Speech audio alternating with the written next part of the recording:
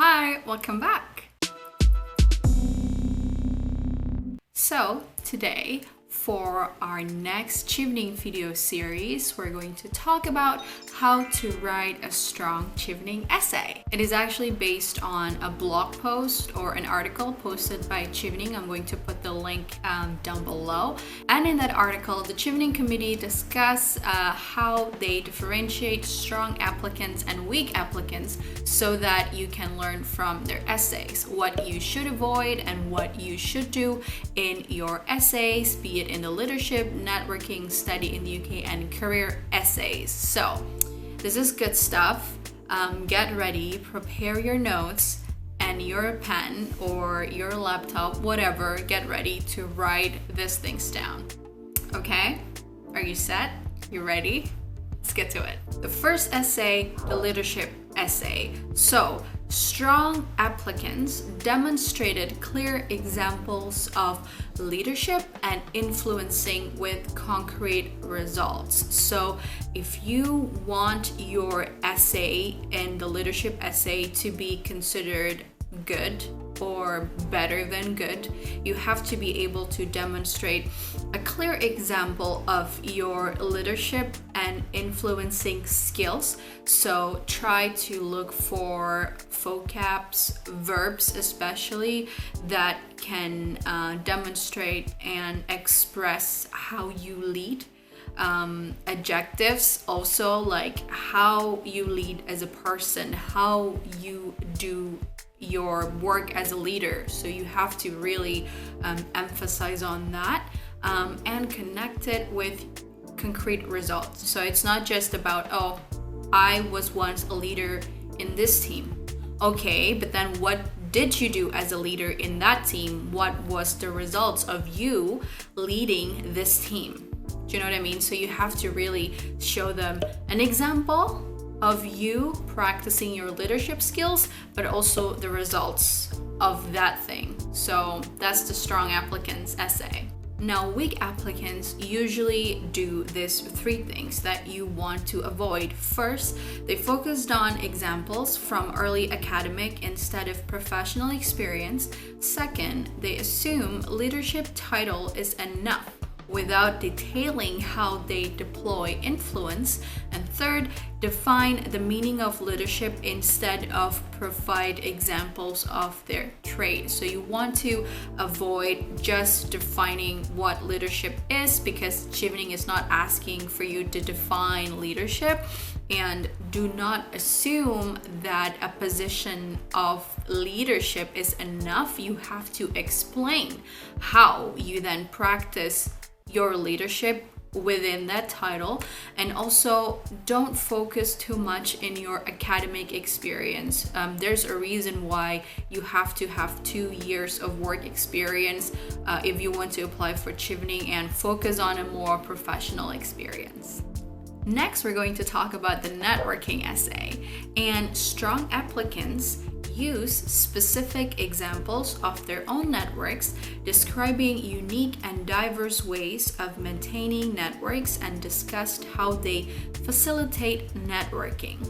A lot of applicants ask me how to write the networking essay, because I myself find it hard, because sometimes it's hard to write the way you do networking in an essay. But if you want to write a strong essay, you have to be able to describe your way, your unique way of describing how you maintain these networks. So say you're an introvert like me.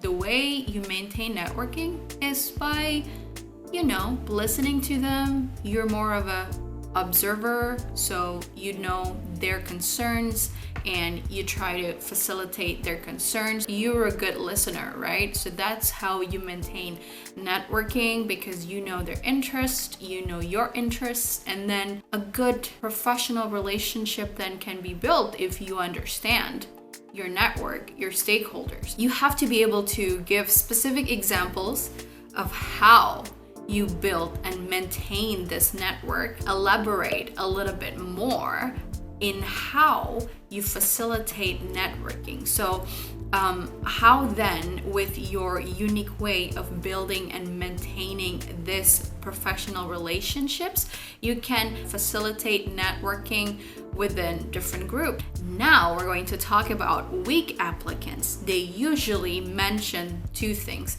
The first thing is just by joining a social media network, because for Chevening, they don't think it's the strongest example of, relationship building skills. The second weakness is that their answers were often generic, with relationships and collaboration with colleagues discussed, but not expanded upon to clearly show how this relationship would help the individual in the future. This network, this collaboration that they do will benefit them in the future, because that's sort of like the main point of networking, right? You would want to maintain a relationship because you don't know in the future this network can be beneficial to you, and the same goes with how you can be beneficial to your network. So you have to be able to outline these things in your networking essay. Moving on to the next essay, Study in the UK, strong applicants will give a clear focus on study outcomes with evidence of research at institution and course level.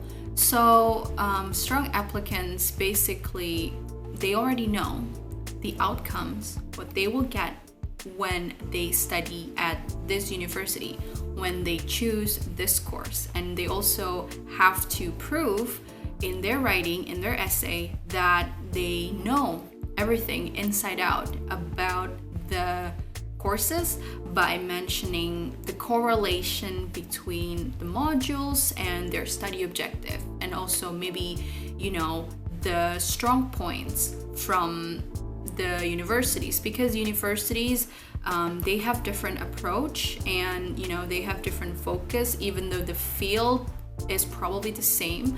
So you have to be able to see that, and the more detailed you are, the better your essay will be, because then you show Chevening that you have done your research and you know why you're choosing this course and this university. Now, weak applicants usually do not specify chosen universities or demonstrate an awareness of key details from their field.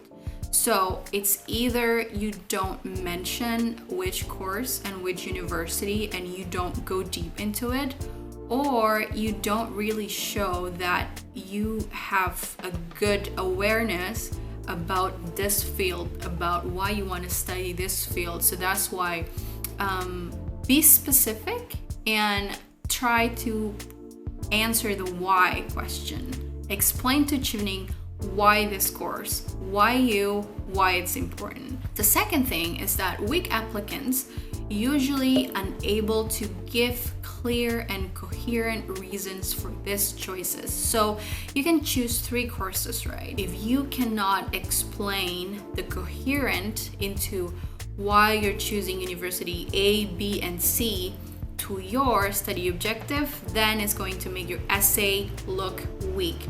The last thing, and this is a very classic basic mistake, that weak applicants usually just copy paste the information from the university promotional content through their essay. For example, like, oh, this university ranked first in this, and they're like the best in this, and they offer diverse environment. Almost all universities say that, but you have to be able to be specific on the module, the professor, the curriculum, the approach, and again, related to your study objective. Because Chevening doesn't want to hear about the universities.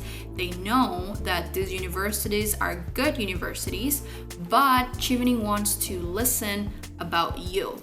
So focus it on you. Do not copy paste from the university website. Last but not least, the career plan essay. So strong applicants tend to give an outline of specific concrete goals, which usually seemed more convincing and achievable. keyword is convincing and achievable. It's very important when writing the career essay, you reflect on yourself and you know your capacity, and you take into account the reality of your current background. Like if you're a mid-management person, then it is realistic if you are aiming for a higher management position. But if you're like fresh graduate, like maybe with 2 years experience, like barely 2 years experience, it will be harder to justify if you say that you aim to be in a higher management. You know what I mean? So you have to reflect on your reality right now. And it has to be specific, and it has to answer concrete goals. And these goals have to be connected again with your study objective. I mean, study objective is everything, and maybe I'm going to make another video about study objective, but for now let's just stick to this one. Now, weak applicants, they usually do not give a strong rationale which made a potential clear career path unconvincing. See, so you have to give them a good justification as to why you pick this career path.